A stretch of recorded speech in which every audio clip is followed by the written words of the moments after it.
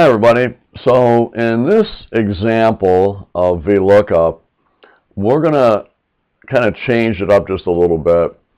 Whereas before we've been kind of focusing on it always being like an exact match, which was the false setting. I'm going to show you a situation where you'd want to use the true setting, which would be the approximate or a close match. All right, and it's like, well, why would you ever want to do something like that? Well, you'll see. What we've got here are a number of different sales transactions, and the sales reps are paid a rate, a percentage rate, based on what range their sale falls into. So you can see here, let me just kind of move this over just a little bit.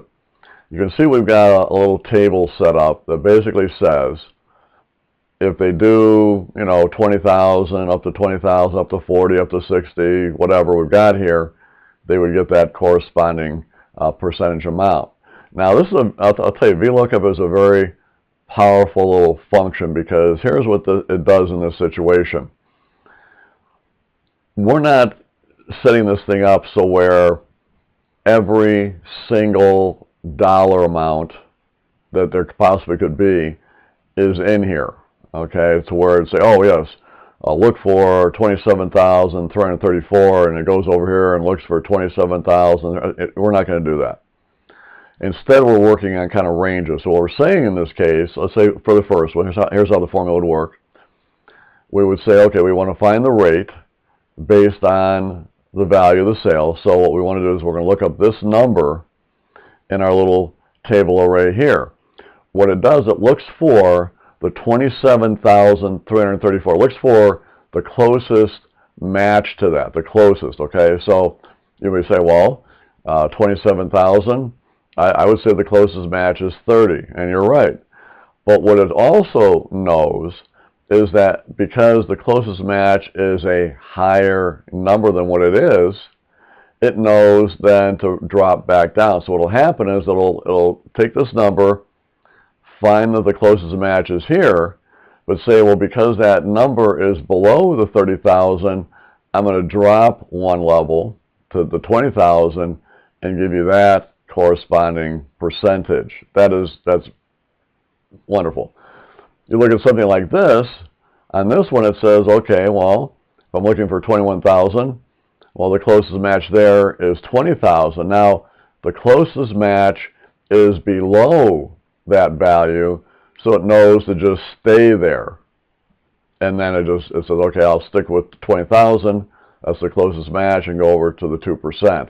I mean, that's great stuff. So the only thing that you have to watch out for and set up in this is the fact that these numbers that we're looking up on, these ranges, are in ascending order, from whatever, just they go higher as they go down. Because, give me an example, if we got 59,000 and the closest match is 60, well, because the close match is higher than the number, it knows the drop down one. Well, if these things are all rearranged, who knows what that number would be dropping down to, and it might be a higher number, right?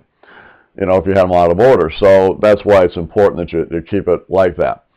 So here's how it's going to work. We're going to go ahead over here at H2. We'll do our equal VL. There's your VLOOKUP. We'll double click that. And now we'll say, okay, we're looking up on the total. We're so used to doing ID numbers and stuff like that, right? So there you have it.